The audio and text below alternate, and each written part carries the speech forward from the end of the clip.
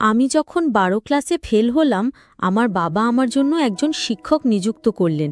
তিনি যখন থেকে প্রতি সপ্তাহে আমাকে বাড়িতে পড়াতে আসা শুরু করলেন, তখন থেকেই আমার মায়ের আচরণে কিছু পরিবর্তন দেখতে পেলাম, যা আমাকে ভাবিয়ে তুলছিল। শিক্ষক প্রায় কোনো না কোনো অজুহাতে ঘরের বাইরে যেতেন। একদিন আমি আমার মাকে এবং শিক্ষকের দিকে নজর রাখছিলাম। আমার স্যার আমার মায়ের ঘরে ছিল। তারা অনেক হাসাহাসি করে কথা বলছিল। তারপর যা দেখলাম তাতে অবাক হয়ে গেলাম। একদিন যখন মা কাজের জন্য বাইরে গিয়েছিলেন, আমি বাড়িতে তখন একা ছিলাম। আমি টিউশনের জন্য প্রস্তুতি নিচ্ছিলাম। আমি একটি ছোট ফ্রক পরেছিলাম। সেই পোশাকে আমাকে অনেক সুন্দর লাগছিল। আমি আমার স্যারকে মনে মনে ভালোবাসতাম। যখন টিচার টিউশনে এলেন, তিনি আমাকে বারবার দেখতে লাগলেন। আমার শিক্ষক আমাকে পড়াচ্ছিলেন। হঠাৎ তিনি কিছু সময়ের জন্য আমাকে লক্ষ্য করে তাকালেন। তারপর মৃদু হাসি দিয়ে বললেন, তুমি তো অনেক সুন্দর, তোমার মায়ের মতোই ভালো দেখাচ্ছ। এরপর তিনি আরও বললেন, তোমার মধ্যে সত্যিই কিছু বিশেষ কিছু আছে যা আমি খুব পছন্দ করি। এই বলে তিনি আমার কাছে এসে বসলেন। তারপর আমি পূজা, ১৭ বছর বয়সী। ছোটবেলা থেকেই আমি কিছুটা শান্তশিষ্ট ও সুন্দর মেয়ে ছিলাম। গায়ের রং ছিল একদমই ফর্সা। আমার জীবনে এমন কিছু ঘটে যাবে আমি কখনো ভাবিনি, কারণ আমাকে টিউশন পড়াতে আসা স্যারের প্রেমে পড়ে যায়। কিন্তু সেই স্যার আমাকে আর মায়ের সাথে এমন কিছু ঘটে যা আমরা কখনো ভাবতেও পারিনি। বন্ধুরা, আজকের গল্পটা অনেক বেশি স্পেশাল। আশা করছি তোমাদের ভালো লাগবে।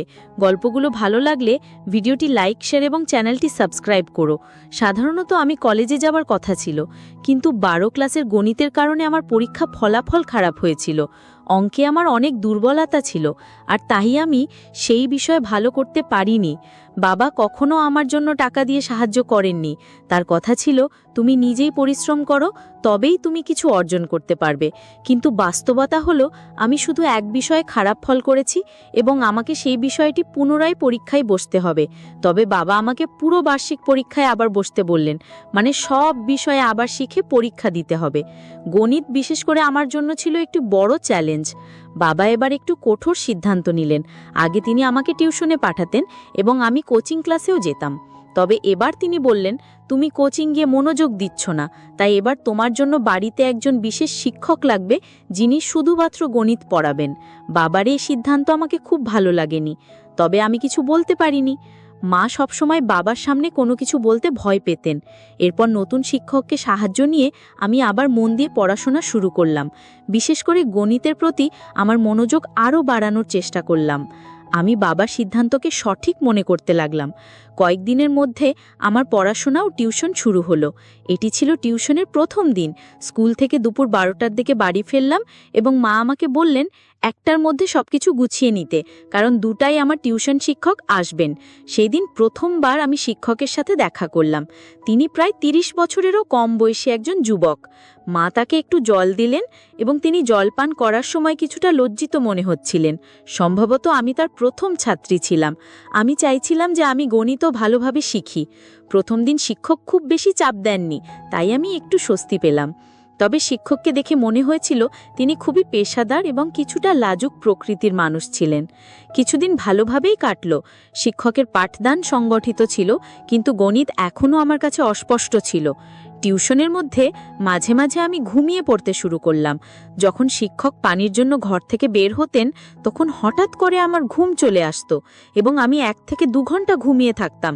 শিক্ষক কখনোই আমার এই বিষয়ে কিছু বলেননি বা মার কাছে অভিযোগ করেননি। আমি বুঝতে পারছিলাম যে শিক্ষক সত্যিই ভালো, কিন্তু আমার ঘুমানোর পর অন্য জায়গায় কিছু ঘটছিল, যা আমার অজানাই ছিল। মা এবং শিক্ষকের মধ্যে কিছু চলছে, কিন্তু তাতে আমার দৃষ্টি পড়ছিল না। আমি কিছুই বুঝতে পারছিলাম না। আমার চোখের আড়ালে কিছু একটা ঘুরছিল। একদিন টিউশন চলাকালীন হঠাৎ করে আমার কাশি হতে লাগলো এবং তা বন্ধ হতে চাইছিল না। আমার কাশি করতে দেখে শিক্ষক আমার পিঠে হাত দিলেন। কাশির শব্দ মার কাছে পৌঁছালে তিনি তাড়াতাড়ি জল নিয়ে এলেন।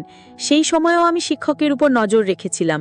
মায়ের হাত থেকে পানি গ্লাস যখন শিক্ষক নিলেন, তখন তাদের হাত একসাথে লাগার মতো হলো।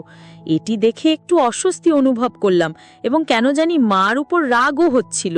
তখন আমার মনে কি চলছে তা আমি নিজেই বুঝতে পারছিলাম না। পরবর্তীতে শিক্ষক আমাকে নিজের হাত দিয়ে পানি দিলেন।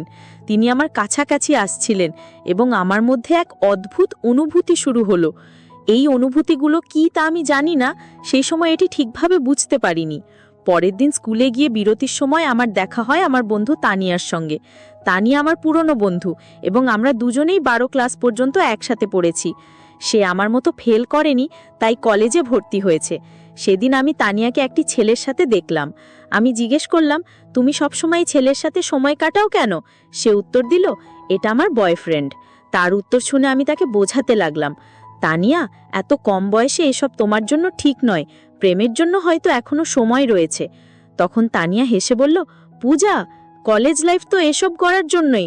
কলেজে যাওয়া মানেই এরকম কিছু। আমি যদিও কলেজে ছিলাম না, তবু মনে হতে লাগলো যে বয়ফ্রেন্ড থাকা জরুরি। তানিয়া বলল, দেখো, কলেজে প্রায় সব মেয়েরই বয়ফ্রেন্ড আছে, তুমি এখনো স্কুলে, তাই হয়তো বয়ফ্রেন্ড গার্লফ্রেন্ড সম্পর্কের ব্যাপারে তোমার ধারণা খুব স্পষ্ট নয়। আমি বোঝানোর চেষ্টা করছিলাম যে এটি সঠিক নয়, কিন্তু এর মধ্যে সে হেসে বলল, তাহলে কি তোমারও কোনো বয়ফ্রেন্ড আছে? তার এই প্রশ্নে কিছুটা বিব্রত হয়ে আমি বললাম, না। আমার কিছুটা ধীরতা দেখে তানিয়া বলল, পূজা, তুমি 12 ক্লাসে পড়ছো বটে, কিন্তু তা বলে তোমার বয়স তো আমার সমান। যদি তোমারও কারোর সাথে বন্ধুত্ব করতে ইচ্ছা থাকে, তাহলে মনে রাখবে, এটা শুধু কলেজের জন্য নয়। যদি কাউকে ভালো লাগে, তবে তার সাথে কিছু সময় কাটাতে ভয় পাবে না। তানিয়ার কথাগুলো আমাকে ভাবাতে লাগলো। মনে হলো, যদিও আমি কলেজে নেই, তবুও আমার বয়স এমন যে আমি এইসব অভিজ্ঞতা নিতে পারি। সে তখন বলল, যদি তোমার কারো সাথে বন্ধুত্ব করতে হয়, তাহলে আমি তোমাকে আমার বয়ফ্রেন্ডের এক বন্ধুর সাথে পরিচয় করিয়ে দিতে পারি। আমি সঙ্গে সঙ্গে জানিয়ে দিলাম, না, আমি সেই জন্য প্রস্তুত নই, কারণ আমার বয়সী ছেলেদের প্রতি আমার বিশেষ আগ্রহ ছিল না। গত কিছুদিন ধরে আমার নজর কেবল আমার টিউশন টিচারের প্রতি ছিল। কখনো কখনো অনিচ্ছাকৃতভাবে টিচারের হাত আমাকে স্পর্শ করলে এক ধরনের অনুভূতি আমার মনে জেগে উঠত। তানিয়ার সাথে কথা বলে আমি বুঝতে পারলাম, যখন কাউকে ভালোবাসা হয় তখন এই ধরনের অনুভূতি হতে পারে। এখন আমি বুঝতে পারলাম যে আমার টিউশন টিচার আমাকে ভালো লাগছে, আর তাদের বয়সের বিষয়টি আমার কাছে অপ্রধান হয়ে পড়ল। আমি সিদ্ধান্ত নিয়েছিলাম, শীঘ্রই আমি আমার অনুভূতি আমার টিচারের সাথে শেয়ার করব। আমি নিশ্চিত ছিলাম সে আমার প্রস্তাব নাকচ করবেন না, কারণ আমার সৌন্দর্য বিশেষভাবে আকর্ষণীয়। সেই দিন যখন আমি স্কুল থেকে বাড়ি ফিরলাম, মার কিছু বলার আগেই আমি টিউশনের জন্য প্রস্তুত হয়ে গেলাম। আমাকে তাড়াতাড়ি প্রস্তুত দেখে মা আমাকে প্রশংসা করে বললেন, আজ তো তুমি দারুণ প্রস্তুতি নিয়ে এসেছো। মা জানতেন না আমি কেন এত তাড়াহুড়ো করেছিলাম। কিছুক্ষণ পরে টিচার যখন আমার বাড়িতে এলেন, আমি শুধু তার দিকে তাকিয়েছিলাম। যখন টিচার আমাকে পড়াচ্ছিলেন, তখন আমার মন পড়ার দিকে ছিল না, বরং আমি তার দিকে মনোযোগী ছিলাম। হঠাৎ তার দৃষ্টি আমার দিকে পড়লে আমি তৎক্ষণাৎ অন্য দিকে তাকিয়ে গেলাম। টিচার বললেন, আমি একটু পানি পান করতে যাচ্ছি, তুমি এই প্রশ্নটা সমাধান করো। আমি মাথা নেড়ে সম্মতি জানালাম, কিন্তু আমার মন পড়ার উপর ছিল না, বরং আমার ক্রাশের দিকে। আমি তাকে মনে মনে ভালোবাসতে শুরু করছিলাম, কিন্তু আমি জানি না এই কথাটা তাকে কিভাবে জানাবো। কিছু সময় পর আমি আবার বিশ্রাম নিতে যাচ্ছিলাম। আমি খুব ঘুম পাচ্ছিল, কিন্তু নিজেকে জাগিয়ে রাখলাম। অনেক সময় পার হয়ে গেল এবং টিচার ফিরে আসলেন না। তাকে ডাকতে বাইরে গেলে দেখলাম সে হলরুমে মার সাথে বসে আছেন। আমার টিচার মায়ের কাঁধে হাত রেখে গল্প করছিলেন, যা আমার কাছে একটু অদ্ভুত লাগলো। আমাকে দেখেই সে মার থেকে কিছুটা দূরে সরে গিয়ে বললেন, আমার একটু অলস লাগছে, তাই আমি তোমার মাকে বলেছিলাম আমার জন্য চা বানাতে। আমি মাথা নেড়ে কিছু বললাম না।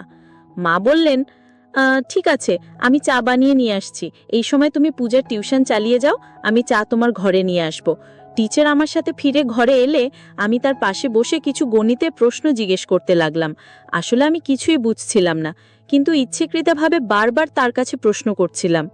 পড়ানোর সময় টিচার আমাকে একটি সংখ্যা লিখতে বললে আমি ভুল বুঝে সেই সংখ্যা উল্টো লিখে ফেললাম। টিচার ভাবলেন আমি ভালো করে লিখতে পারছি না, তাই তারা আমার হাত ধরলেন এবং আমাকে সঠিকভাবে লেখা শেখানোর চেষ্টা করলেন। সেই যখন আমার হাত ধরেছিল এবং লেখার পদ্ধতি বুঝাচ্ছিলেন, তখন আমার মনে এক অদ্ভুত খুশির অনুভূতি হচ্ছিল। আমার প্রিয় ব্যক্তি আমার খুব কাছে ছিলেন এবং আমি তার দিকে হাসি মুখে তাকিয়েছিলাম। তখনই মা চা নিয়ে ঘরে এলো। মা দেখা মাত্রই টিচার আমার থেকে কিছুটা দূরে সরে গেলেন, যেন মা তাকে শাসন করার জন্য এগিয়ে আসছেন। আমি মা এবং টিচারের সম্পর্কের দিকে বেশি লক্ষ্য করছিলাম না। আমার মন ছিল একমাত্র টিচারের দিকে। ভাবছিলাম কিভাবে তাকে আরো বেশি আকৃষ্ট করতে পারবো, কিভাবে আমি তাকে আমার মনের কথা বলতে পারবো। পরের দিন টিউশনের মাঝে টিচার আবার পানি খাবার জন্য বেরিয়ে গেলেন। অনেক সময় হয়ে গেছে, কিন্তু টিচার ফিরে আসছিলেন না। তাকে খুঁজতে আমি ঘর থেকে বেরিয়ে গেলাম। সেই দিন তারা হোলরুমে নেই। মনে মনে ভাবতে লাগলাম তারা আবার কথায় গেল। আমি মায়ের ঘর থেকে কথাবার্তার শব্দ শুনতে পেলাম। আমি ধীরে ধীরে মায়ের ঘরের কাছে গেলাম এবং দেখলাম দরজা একটু খোলা। দেখলাম টিচার মায়ের সঙ্গে সেখানে বসে আছেন এবং তারা একে অপরের খুব কাছে। টিচারের একটি হাত মার কাঁধে ছিল। এই দৃশ্য দেখে আমি অত্যন্ত হতবাক হলাম, কারণ আমি দেখলাম আমার মা আমার পছন্দের ব্যক্তির সাথে সময় কাটাচ্ছেন। সেই মুহূর্তে আমার মন ভরে গেল রাগে। আমি দ্রুত কিচেন থেকে একটি কাঁচের গ্লাসের জল নিয়ে এসে মায়ের ঘরের সামনে গ্লাসটি জোরে ফেলে দিলাম। ওই শব্দে তারা দুজনেই তৎক্ষণাৎ বাইরে এসে পড়লেন। মাকে দেখার পর আমি বললাম, বিপত্তি হয়ে গেছে, গ্লাসটি হাত থেকে পিছলে গেছে। কিন্তু টিচার উল্টো প্রশ্ন করে বললেন, তুমি এখানে কি করছো? আমি সোজাসুজি তাদের দিকে তাকালাম এবং টিচার আমাকে বললেন, তোমার মায়ের মোবাইলের সমস্যা দেখা দিয়েছিল, তাই তোমার মা আমাকে এখানে ডেকেছিলেন। তার ভয়ে ভয়ে কথা বলার ধরন যা বুঝিয়ে দিল যে তাদের মধ্যে এক বিশেষ সম্পর্ক ছিল, যা আমার কাছ থেকে আমার মা আর আমার স্যার লুকাতে চাচ্ছে। কিন্তু আমি তো মার মেয়ে এবং আমি জানতাম যে আমি আমার মায়ের থেকে বেশি তরুণ ছিলাম। টিচার অবশ্যই আমার প্রতি আকৃষ্ট হতে বাধ্য ছিল। এখন আমার পরিকল্পনা ছিল কিভাবে টিচারকে আকর্ষণ করব। সেই দিন কিছু করতে পারলাম না, কারণ টিউশনের সময় শেষ হয়ে গেল। কিন্তু আগামী দিনে আমি নিশ্চয়ই কিছু করার চেষ্টা করব। একদিন যখন আমি টিউশনের জন্য প্রস্তুতি নিচ্ছিলাম, আমি একটি ছোট ফ্রক পরেছিলাম। সেই পোশাকে আমাকে অনেক সুন্দর লাগছিল আর আমি একটু হালকা করে সেজেছিলাম। যখন টিচার টিউশনে এলেন, তিনি আমাকে বারবার দেখতে লাগলেন। পড়াশোনা শুরু হলে কথার মধ্যে আমি তার হাত আমার পায়ের কাছে রাখলাম। এরপর বেশ কিছু সময় ধরে টিচার তার হাত আমার পায়ের কাছ থেকে সরালেন না। এতে বুঝতে পারছিলাম যে তিনি ক্রমশ আমার প্রতি আকৃষ্ট হচ্ছেন। সেই দিন সময় কেটে গেল, কিন্তু প্রতিদিনের মতো টিচার পানি খেতে বা অন্য কোনো কারণে ঘর থেকে বেরিয়ে যাননি। বরং তিনি আমাকে হাত ধরে পড়াতে লাগলেন এবং মাঝে মধ্যে আমার দিকে তাকাচ্ছিলেন। এটি আমার কাছে খুব ভালো লাগছিল। হঠাৎ করে মা এসে যান। যখন তিনি দেখলেন টিচার আমার হাত ধরে পড়াচ্ছেন, তার চোখ বড় হয়ে গেল। মা চায়ের প্রসঙ্গে টিচারকে সেই ঘর থেকে বাইরে নিয়ে গেলেন। আমি স্বভাবতই টিচারের পেছনে চলে গেলাম। টিচার সরাসরি মায়ের ঘরে না গিয়ে বাইরে হোলের একটি কোণে বসে থাকলেন। মা আমাকে কিচেনে নিয়ে গিয়ে গম্ভীরভাবে বলতে লাগলেন, তুই আর ছোট নেই। এইভাবে অচেনা মানুষের সামনে ছোট পোশাকে ঘুরে বেড়াতে তোর কিছু মনে হয় না? তিনি বললেন, এটি আমার প্রথম এবং শেষ সতর্কতা। মার গম্ভীর মুখের দিকে তাকিয়ে আমার মনে হলো তিনি সত্যিই চিন্তিত। আমি চেষ্টা করছিলাম যেন তিনি সতী সাবিত্রী যেভাবে থাকেন, কিন্তু তার বিয়ে হয়ে গেলেও তিনি একজন যুবকের সাথে সময় কাটাচ্ছেন। আমি তখন এমন পোশাক পরেছিলাম যা মায়ের কাছে অশালীন লেগেছিল। যখন আমি কিছু বলতে যাচ্ছিলাম, ঠিক তখনই বাইরে থেকে বাবা ডাকলেন। সেই দিন বাবা আগে বাড়ি এসেছিলেন। বাবার ডাক শোনার পর মা এক গ্লাস জল নিয়ে বাইরে চলে গেলেন। সেই দিন রাতের ঘটনাগুলি আর কেউ জানত না। ঘুমানোর আগে আমি মায়ের কাছে ক্ষমা চাইলাম এবং বললাম, মা, আমি ভবিষ্যতে স্যারের সামনে এমন কিছু করব না। পরের দিন টিউশনের সময় আসার আগে মা বাজারে যাওয়ার জন্য বেরিয়ে গেলেন। আমি রাতের ক্ষমা চাওয়ার মাধ্যমে মায়ের বিশ্বাস অর্জন করতে চেয়েছিলাম যে আমি আর স্যারের সামনে এমন আচরণ করব না। সাধারণত রবিবারে বাজার হয় এবং মা সব সময় বাজারে যেতেন। আমি ভাবলাম যদি মা আমার এবং স্যারের মধ্যে কিছু সন্দেহ করেন, তবে তিনি বাজারে যাবেন না।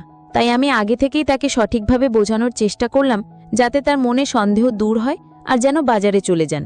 মা বাজারে চলে যাওয়ার পর আমি এবং স্যার বাড়িতে একা ছিলাম। তখন অচিরেই টিচার আমার হাত ধরে আমাকে গণিত পড়াতে শুরু করলেন। তিনি বললেন, আমি জানি তুমি ইচ্ছে করে গণিতে ভুল লিখছিলে যাতে আমি তোমার হাত ধরতে পারি। তার কথা শুনে আমি হাসতে লাগলাম। তারপর তিনি বললেন, পূজা, তুমি খুব সুন্দর। কি তোমার ধারণা আমি তোমার দিকে নজর দিইনি? তিনি বললেন, আমি তোমাকে একটা কথা বলতে চাই। তুমি তোমার বয়সের তুলনায় অনেক বেশি সুন্দর। এটি সেই সময় যখন প্রেমের কথা বলার প্রস্তুত হওয়া উচিত। তবে তুমি কেন নিজেকে আটকে রেখেছ? স্যারের কথাগুলো শুনে আমি হাসি চাপতে পারলাম না, কারণ যেটা আমি চাইছিলাম সেটাই তার মুখ থেকে বেরিয়ে এলো। স্যার বললেন, আমি তোমার প্রতি ভালোবাসা অনুভব করি। তিনি আমাকে আলতো করে হাত ধরলেন। আমি জিজ্ঞেস করলাম, স্যার, কি সত্যি আপনি আমার প্রতি প্রেম অনুভব করেন? আমিও আপনাকে ভালোবাসি, কিন্তু একটা প্রশ্ন আছে, আপনি কেন প্রতিদিন কোনো না কোনো বাহানা তৈরি করে মায়ের ঘরে যান? আপনাদের মধ্যে কি কোনো সম্পর্ক আছে? আমার প্রশ্ন শুনে স্যার হাসলেন এবং বললেন, পূজা, তুমি কি মনে করো আমি তোমার মার প্রতি আকৃষ্ট? একদম নয়। আমি তো প্রথম থেকেই তোমার প্রতি নজর রেখেছিলাম। আমি দেখতে পেয়েছিলাম যে তুমি আমাকে ভালোবাসো কিনা, কিন্তু তোমার মায়ের কারণে আমি আমাদের সম্পর্কটি গোপন রাখতে চেয়েছিলাম, যাতে তিনি সন্দেহ না করেন। আমি ভয় পেয়েছিলাম যে যদি আমি তোমার সামনে আমার অনুভূতি প্রকাশ করি তাহলে তুমি বিপর্যস্ত হয়ে যাবে। এ কারণে কিছু বলিনি। পরে ধীরে ধীরে তিনি আমার কাছে আসতে শুরু করেন এবং আমাদের মধ্যে প্রেমের সম্পর্ক গড়ে উঠতে থাকে। হঠাৎ করে আমার ঘরের দরজা জোরে খুলে যায় এবং সেখানে মা চলে আসেন। তাকে দেখে আমি একটু অবাক হলাম, কিন্তু একই সঙ্গে জানতাম যে আমি কোনো ভুল করছি না, আমি শুধু একজন বন্ধুর সাথে সময় কাটাচ্ছি।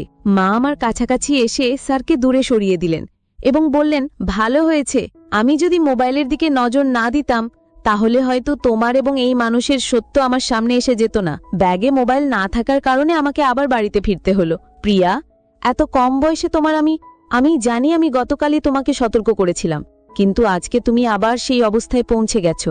স্যার মার সামনে আমাকে ভুল প্রমাণিত করার চেষ্টা করছেন।